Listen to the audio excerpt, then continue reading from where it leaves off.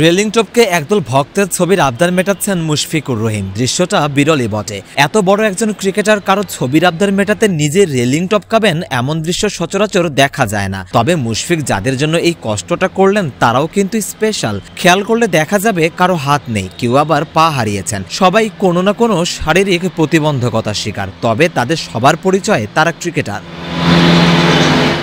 বিপিএলের প্রস্তুতি নেওয়া শুরু হয়ে গেছে মুশফিকুর রহিমের। নিলামের মঞ্চে নানা নাটকীয়তার পর দল মিলেছে। অভিমানী মুশফিকের ফেসবুক স্ট্যাটাস নিয়েও সমালোচনা হয়েছে। তবে সবকিছুকে ছাপিয়ে বুধবার হোম অফ ক্রিকেটে ফুরফুরে মেজাজের এক মুশফিকেরই দেখা মিলেছে। ইনডোরে ব্যাটিং সেশন শেষ করে ড্রেসিং রুমের দিকে ফিরছিলেন মুশফিক। সেন্টার উইকেটের কাছাকাছি আসতেই একজন মাঠকর্মীর সাথেও খুনসুটি করতে দেখা গেছে মিস্টার ডিপেন্ডেবলকে। এরপর ড্রেসিং রুমের কাছাকাছি আসতেই গ্যালারিতে থাকা শারীরিক প্রতিবন্ধকতার শিকার ক্রিকেটাররা ছবি তোলার আবদার করেছেন। মুশফিক তাদের আবদার রেখেছেন। নিজের রেলিং টপকে ভক্তদের কাছে গিয়ে হাসি মুখে ছবির আবদার মিটিয়েছেন।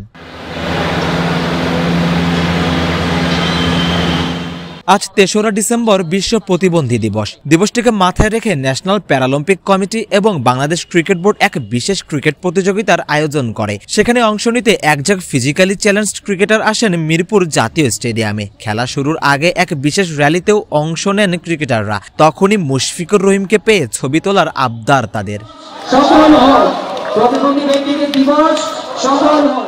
শুধু মুশফিকুর রহিম নন, ফিজিক্যালি চ্যালেঞ্জড ক্রিকেটারদের ছবির আবদার মিটিয়েছেন পঞ্চপাণ্ডবের আরেক সদস্য মাহমুদুল্লাহ রিয়াদও। বিপিএলকে সামনে রেখে রিয়াদও নিজেকে প্রস্তুত করছেন। একাডেমি মাঠে দীর্ঘ সময় রিয়াদকে ফিটনেস নিয়ে কাজ করতে দেখা গেছে। বের হয়ে যাবেন তখনই একঝাঁক ক্রিকেটারের সাথে এভাবেই হাসি মুখে ছবি তুলতে দেখা যায় সাইলেন্ট কিলারকে।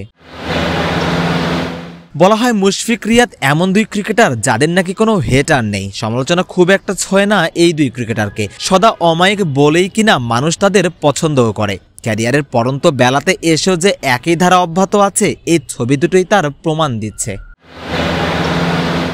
সারোয়ার সেতু, ক্রিকেট 97।